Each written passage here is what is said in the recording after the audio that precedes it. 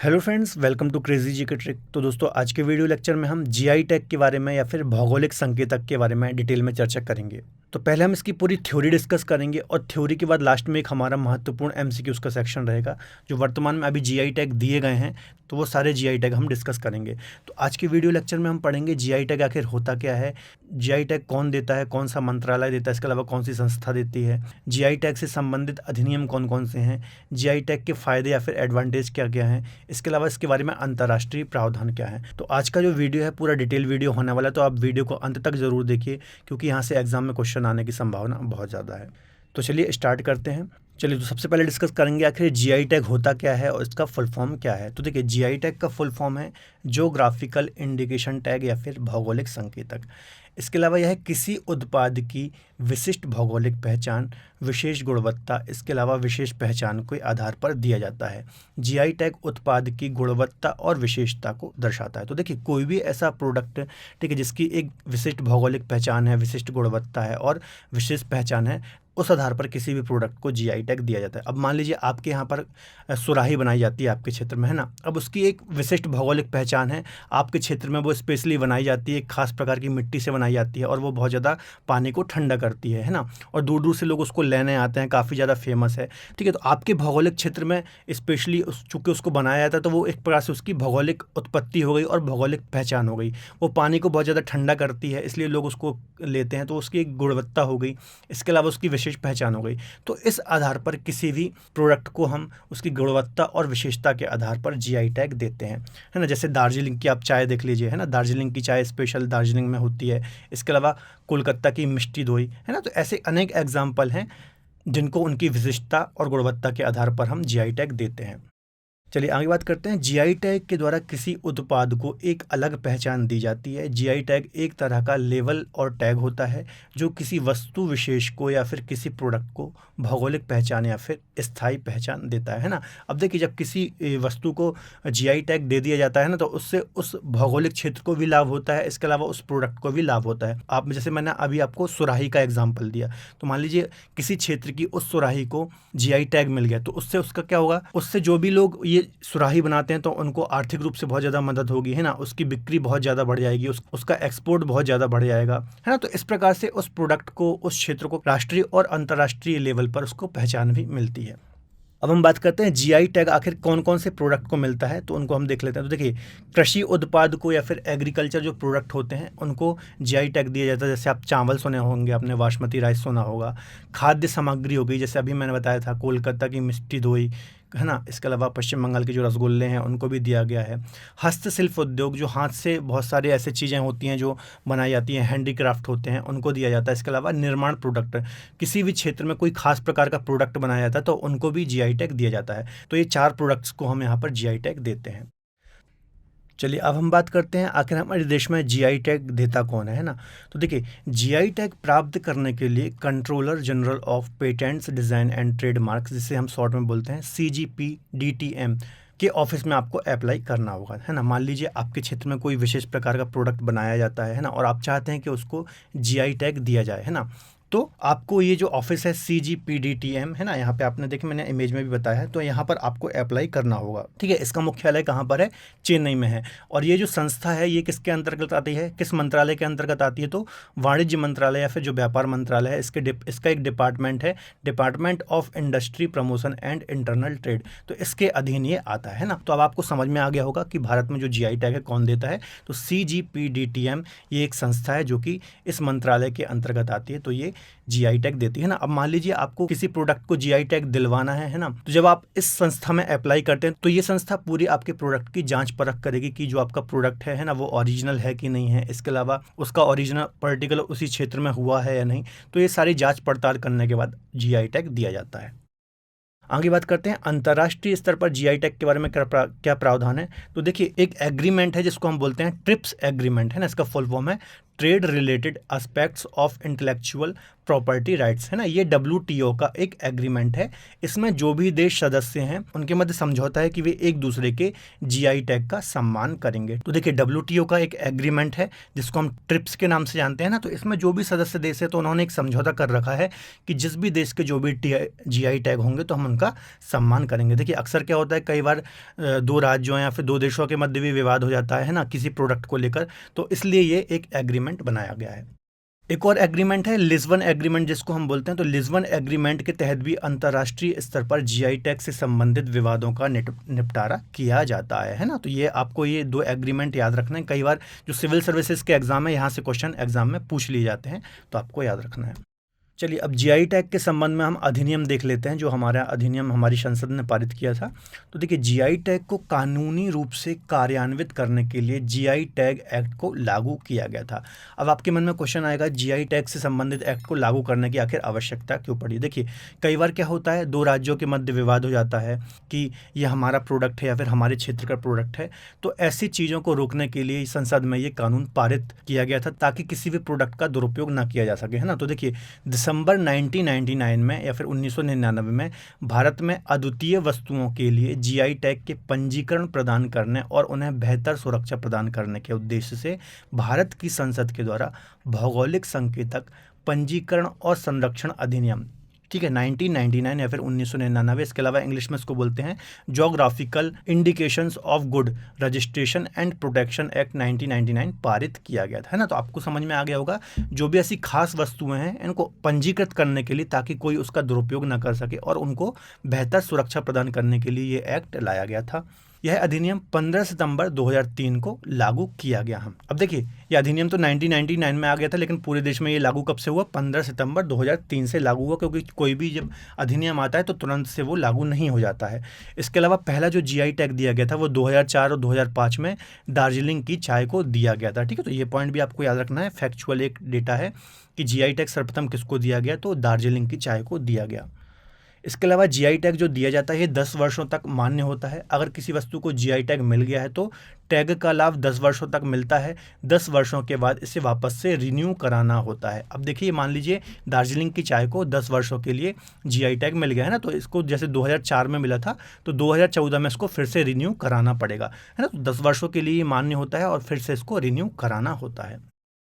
कई बार यह GI tag दो राज्यों को एक साथ भी दिया जाता है क्योंकि उन दोनों राज्यों में एक तरह के वस्तुओं का उत्पादन होता है ना। तो देखिए कई बार दो राज्यों को संयुक्त रूप से भी GI टैग दिया जाता है। जैसे देखिए चावल की पैदावार में पंजाब और हरियाणा को दोनों को संयुक्त रूप से GI टैग दिया गया था, है ना। अब ऐसा भी हो सकता है कि कोई ऐसी फसल है, कोई खास प्रकार का चावल है जो कि दो राज्यों में पैदा होता है ना। जैसे अब देखिए पंजाब और हरियाणा पहले तो ये एक ही राज्य थे, है ना, लेकिन वर्तमान में अलग अलग हैं, लेकिन इनको GI टैग बाद में मिला, तो संयुक्त रूप से भी किसी राज्य को GI टैग दिया जा सकता है। तो ये सारे पॉइंट आपको याद रखना है, काफ़ी ज़्यादा इंपॉर्टेंट है, यहाँ से एग्जाम में क्वेश्चन बनते हैं।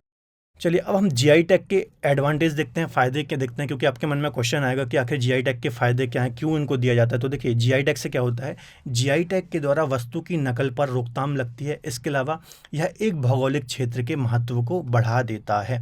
देखिए क्या होता है, मान लीजिए आपके क्षेत्र की कोई भी वस्तु फेमस है ना। अब मान लीजिए कोई अन्य राज्य उसे नकल करके फेक प्रोडक्ट के रूप में उसको सेल कर रहा है और मुनाफा कमा रहा है, तो क्या होगा, आपके प्रोडक्ट का नाम भी खराब होगा। इसके अलावा जो क्रेडिट आपको मिलना चाहिए वो उसको मिल रहा है ना। तो ये कहीं ना कहीं नकल को रोकथाम करने के लिए ये GI टैग का प्रावधान लाया गया, एक्ट लाया गया। इसके अलावा GI टैग भारतीय स्थानीय वस्तुओं को अंतर्राष्ट्रीय पहचान दिलाने में भी मदद करती है, जिससे इसकी बिक्री और निर्यात बढ़ जाता है ना। अब क्या होता है, जब भी किसी प्रोडक्ट को GI टैग दिया जाता है तो उसको एक अंतर्राष्ट्रीय और राष्ट्रीय लेवल पर पहचान मिल जाती है, जिससे उसकी बिक्री बढ़ जाती है और निर्यात भी बढ़ जाता है ना। तो एक जनरल सी बात है। इसके अलावा कृषकों को भी फ़ायदा मिलता है। मान लीजिए कोई पर्टिकुलर चावल की एक किस्म है ना, जैसे GI टैग मिला तो कहीं ना कहीं उसकी बिक्री बहुत ज़्यादा बढ़ जाएगी, जिससे जो भी कृषक उसका उत्पादन करते हैं तो उनको भी सीधा सीधा फ़ायदा होगा। इसके अलावा पर्यटन को भी बढ़ावा मिलता है और कहीं ना कहीं GI टैग मान लीजिए कोई पर्टिकुलर कोई खास प्रकार का प्रोडक्ट बनाया जाता है तो उससे पर्यटन को भी बढ़ावा मिलता है उस क्षेत्र में, है ना। तो ये सारे फ़ायदे या फिर एडवांटेज होते हैं GI टैग के। तो चलिए दोस्तों, अभी वर्तमान में जो भी GI टैग दिए गए हैं उनको हम यहाँ पर डिस्कस कर लेते हैं। तो पहला क्वेश्चन है, पश्चिम बंगाल की GI टैग वाली मिठाई मिहिदाना को किस देश में पहली बार निर्यात किया गया, है ना। तो देखिए पहला क्वेश्चन तो यहाँ से बन जाएगा कि मिहिदाना मिठाई को GI टैग मिला है वो किस राज्य का है, किस राज्य की है, तो पश्चिम बंगाल की है। और ये कहाँ पर निर्यात किया गया है, तो बहरीन को ये निर्यात किया गया है। देखिए ये मिठाई है जिसे हम मिहिदाना बोलते हैं। इसके अलावा देखिए बहरीन कहाँ पर है, तो थोड़ा हम डिस्कस कर लेते हैं। ये अरब पेनिनसुला है या फिर अरब प्रायद्वीप है, तो यहाँ पर आपको देखने को मिल जाएगा बहरीन देश है। ये एशिया के अंतर्गत ही आता है, तो इसकी लोकेशन भी थोड़ा सा आपको याद रखनी है, ज्योग्राफी के अकॉर्डिंग थोड़ा इंपॉर्टेंट है। अगला क्वेश्चन है, किस राज्य को वाद्य यंत्र नरसिंहपेट्टई नागास्वरम के लिए जीआई टैग दिया गया है, तो इसका आंसर हो जाएगा सी, तमिलनाडु का ये एक वाद्य यंत्र है नरसिंहपेट्टई नागस्वरम, है ना। तो तमिलनाडु का ये वाद्य यंत्र है जिसको जीआई टैग दिया गया है, ये वाद्य यंत्र है।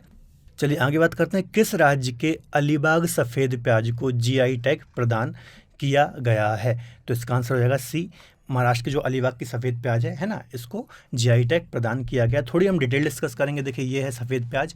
हाल ही में अलीबाग सफ़ेद प्याज को स्वास्थ्य लाभों के लिए भौगोलिक संकेतक या फिर जीआई टैग प्रदान किया गया है ना। इसके बहुत सारे हेल्थ बेनिफिट हैं। कौन कौन से बेनिफिट है देख लेते हैं। अलीबाग के सफ़ेद प्याज में औषधीय गुण होते हैं और इसका उपयोग हृदय रोगों के उपचार, कोलेस्ट्रॉल को नियंत्रित करने के लिए तथा इंसुलिन के निर्माण में किया जाता है। यह स्वाद में मीठा और प्रोटीन, वसा, फाइबर से भरपूर होता है। यह शरीर में रोग प्रतिरोधक क्षमता को भी बढ़ा सकता है। तो इतने सारे इसके बेनिफिट हैं, इसके चलते महाराष्ट्र की जो अलीबाग में सफ़ेद प्याज होती है उसको जीआई टैग दिया गया है।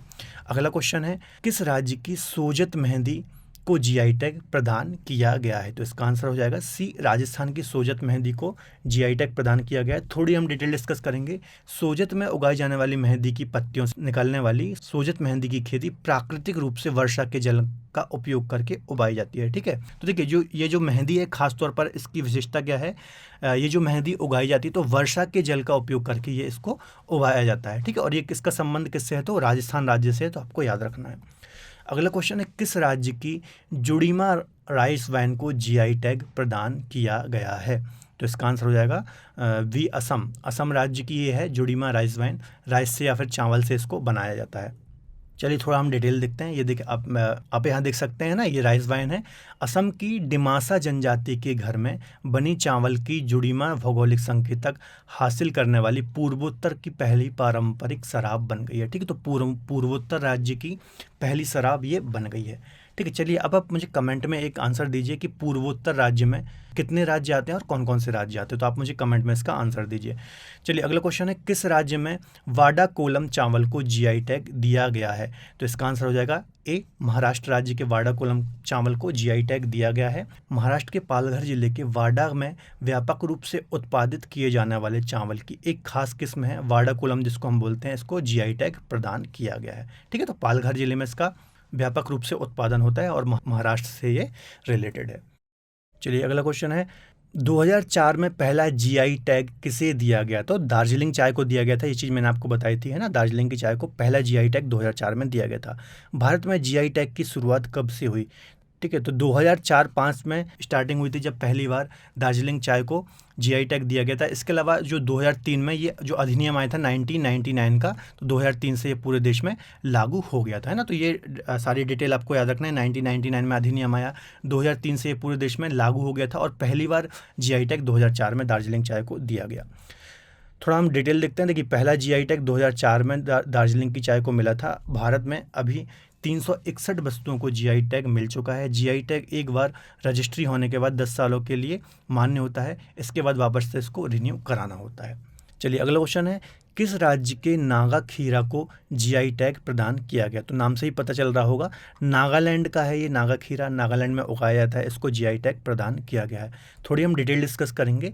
नागा खीरा खाने में रसदार, मुलायम और मीठे होते हैं और ये पूरी तरह से जैविक रूप से उगाए जाते हैं, जैविक खेती करके उगाए जाते हैं। अगला क्वेश्चन है, भारत में जीआई टैग का स्लोगन क्या है, तो भारत में जीआई टैग का स्लोगन है ए, इसका आंसर हो जाएगा अतुल्य भारत की अमूल्य निधि। ये देखिए आप जब भी इसका ये लोगो देखेंगे तो यहाँ पर नीचे लिखा रहता है अतुल्य भारत की अमूल्य निधि, है ना। जीआई टैग का ये स्लोगन है। अगला क्वेश्चन है, कन्याकुमारी लौंग को भौगोलिक संकेतक प्रदान किया गया है या फिर जीआई टैग प्रदान किया गया। कन्याकुमारी किस राज्य में स्थित है, तो कन्याकुमारी आपको पता ही होगा, है ना, तमिलनाडु में ये स्थित है।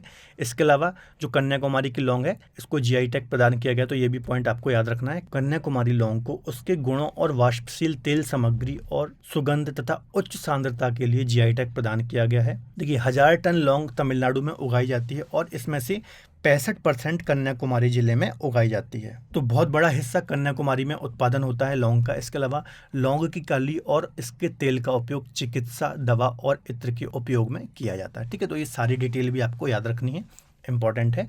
अगला क्वेश्चन है, किस राज्य के काले चावल जिसे चाखाओ भी कहा जाता है, इसे जीआई टैग प्रदान किया गया है? तो इसका आंसर हो जाएगा डी, मणिपुर के जो काले चावल हैं जिसे हम चाखाओ भी बोलते हैं, इनको जीआई टैग प्रदान किया गया है। मणिपुर से इसका संबंध है। थोड़ा हम डिटेल देखेंगे।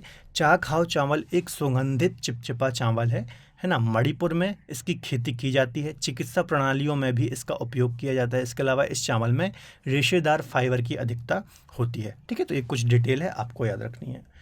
चलिए अगला क्वेश्चन है, किस राज्य के चिन्नौर चावल को जीआई टैग प्रदान किया गया है? तो एमपी है ना, मध्य प्रदेश के बालाघाट जिले में होता है चिन्नौर चावल, तो इसको जीआई टैग प्रदान किया गया है। मध्य प्रदेश के बालाघाट जिले के चिन्नौर के चावल को जीआई टैग प्रदान किया गया है। चिन्नौर चावल की महक और स्वाद काफ़ी अच्छी होती है और इसको खास बनाती है ना, तो इसके महक में बहुत अच्छा होता है और स्वाद में बहुत अच्छा होता है। चलिए अगला क्वेश्चन है, किस राज्य की सिरार खोंक हाथी मिर्च को भौगोलिक संकेतक या फिर जीआई टैग प्रदान किया गया है? तो इसका आंसर हो जाएगा डी, मणिपुर। ठीक है, मणिपुर की ये मिर्च है जिसको जीआई टैग प्रदान किया गया है। देखिए, मणिपुर की हाथी मिर्च जो मणिपुर के उखरुल जिले में पाई जाती है, अपने अनोखे स्वाद के लिए प्रसिद्ध है। इसके अलावा इससे मणिपुर के किसानों की आय में वृद्धि होगी।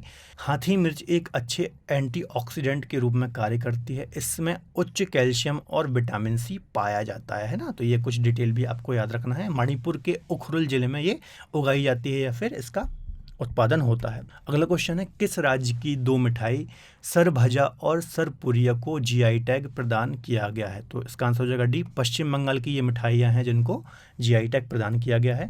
तो देखिए थोड़ा डिटेल डिस्कस करते हैं। पश्चिम बंगाल की सरभजा और सरपुरिया मिठाई, ये आप देख सकते हैं इमेज में, जीआई टैग प्रदान किया गया है इनको। कृष्णनगर और नदिया जिले में ज़्यादा बनाई जाती हैं और खाई जाती हैं। इसके अलावा पश्चिम बंगाल के रसगुल्ले को भी जीआई टैग मिल चुका है ना, तो ये चीज़ आपको पता ही होगी। चलिए अगला क्वेश्चन है, सुंदरवन के शहद को जीआई टैग प्रदान किया गया है। सुंदरवन किस राज्य में स्थित है? तो आपको पता ही होगा, है ना, पश्चिम बंगाल में स्थित है सुंदरवन, आपको पता ही होगा। सुंदरवन का डेल्टा बहुत ज़्यादा फेमस है, जो कि गंगा ब्रह्मपुत्र नदियों के द्वारा बनाया जाता है और दुनिया का सबसे बड़ा डेल्टा भी ये होता है ना। तो ये देखिए, आप देख सकते हैं ये जो शहद निकाला जाता है। इसके अलावा दोस्तों, यदि आपको इस टॉपिक की पीडीएफ चाहिए तो आप हमारे क्रेजी जी के ट्रिक के एप्लीकेशन से पीडीएफ को डाउनलोड कर सकते हैं। इसके अलावा एप्लीकेशन पर आपको डिफरेंट टाइप के कोर्सेज भी मिल जाएंगे, जैसे इंग्लिश का कोर्स, रीजनिंग का कोर्स, एमपीजीके का कोर्स, एडवांस मैथ्स का कोर्स, कंप्यूटर का कोर्स। तो इन कोर्सेज को आप वहाँ से अवेल कर सकते हैं। चलिए आगे बात करते हैं, भौगोलिक संकेतक या फिर जीआई टैग के संबंध में एक्ट कब आया था या फिर कब लाया गया था भारतीय संसद में? तो इसका आंसर हो जाएगा डी, भौगोलिक संकेतक एक्ट 1999 में लाया गया था। ये डिटेल में आपको मैंने ये सारी चीज़ें बताई थी। चलिए अगला क्वेश्चन है, किस राज्य के वेलाचेरी में बने प्रसिद्ध मिट्टी के खिलौनों के लिए जीआई टैग प्रदान किया गया है ना? तो इसका आंसर हो जाएगा ए, तमिलनाडु। तमिलनाडु की ये प्रसिद्ध मिट्टी के खिलौने हैं जिनको जीआई टैग प्रदान किया गया है। तो ये आप इमेज में देख सकते हैं, खास प्रकार से ये बनाए जाते हैं। चलिए अगला क्वेश्चन है, जीआई टैग अब तक कितने उत्पादों को मिल चुका है? तो अभी तक 361 या फिर 361 उत्पादों को जीआई टैग मिल चुका है। तो देखिए, अब तक 361 से अधिक उत्पादों को जीआई टैग मिल चुका है।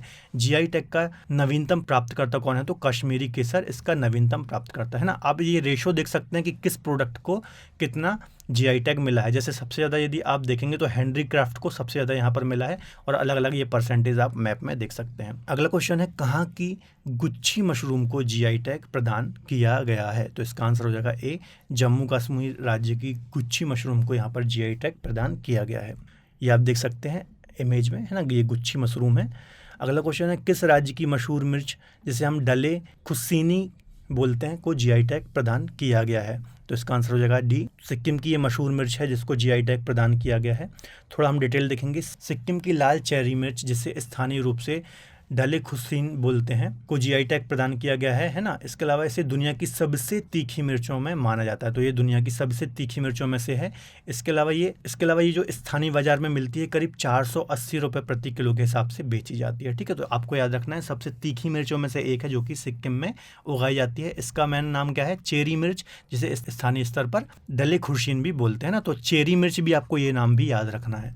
चलिए अगला क्वेश्चन है, किस राज्य की एडियूर मिर्च और कुट्टी अट्टूर आम को जीआई टैग प्रदान किया गया है? तो इसका आंसर हो जाएगा ए, केरल की ये मिर्च और आम है जिनको जीआई टैग प्रदान किया गया है। ठीक है, आप देख सकते हैं ये मिर्च है और ये आम है जिनको जीआई टैग दिया गया है। चलिए अगला क्वेश्चन है, जीआई टैग की समय सीमा क्या होती है? तो ये चीज़ मैंने आपको अच्छे से थ्योरी में पढ़ाई थी, है ना। तो 10 वर्ष इसकी समय सीमा होती है, वापस से 10 वर्ष के बाद इसको रिन्यू कराया जाता है। चलिए अगला क्वेश्चन है, जीआई टैग की समय सीमा क्या है? तो 10 वर्ष इसकी समय सीमा होती है, 10 वर्ष के पश्चात इसको वापस से रिन्यू कराना होता है। अगला क्वेश्चन है, किस राज्य की तमेंगलोंग संतरे को जीआई टैग प्रदान किया गया है? तो इसका आंसर हो जाएगा डी, मणिपुर के ये संतरे हैं जिनको जीआई टैग प्रदान किया गया है। थोड़ा सा हम डिटेल देखेंगे। मणिपुर की तमेंगलोंग संतरे को जीआई टैग प्रदान किया गया। मणिपुर में ये संतरे बड़े पैमाने में उगाए जाते हैं। ये मणिपुर के बहुत ही लोकप्रिय किस्म है। इतना ही नहीं, ये मणिपुर में होने वाले त्योहारों का भी हिस्सा है। ठीक है, तो काफ़ी महत्व है मणिपुर में इनका, तो इनको जीआई टैग प्रदान किया गया है। चलिए अगला और लास्ट क्वेश्चन है, किस राज्य के गुलबर्गा तूर दाल को जीआई टैग प्रदान किया गया है? तो इसका आंसर हो जाएगा बी, कर्नाटक की तूर दाल है ये, इसको जीआई टैग प्रदान किया गया। आप ये इमेज में देख सकते हैं। तो दोस्तों ये थे हमारे 25 महत्वपूर्ण एमसीक्यूज क्वेश्चन, जो कि करंट के सारे क्वेश्चन हैं। करंट में जो भी जीआई टैग दिए गए हैं यहाँ पे मैंने कवर किए हैं। इसके अलावा हमने पहले महत्वपूर्ण थ्योरी को भी पढ़ा है, जो कि आपके जितने भी एग्जाम्स होते हैं, चाहे वो सिविल सर्विसेज के हों चाहे अन्य एग्जाम हो, सभी में यहाँ से क्वेश्चन आने की बहुत ज़्यादा संभावना है। तो यदि दोस्तों आपको वीडियो लेक्चर पसंद आए तो प्लीज़ वीडियो को लाइक ज़रूर करें और अपने दोस्तों के साथ शेयर ज़रूर करें। मिलते हैं अगले बेहतर लेक्चर में, तब तक के लिए बहुत बहुत धन्यवाद।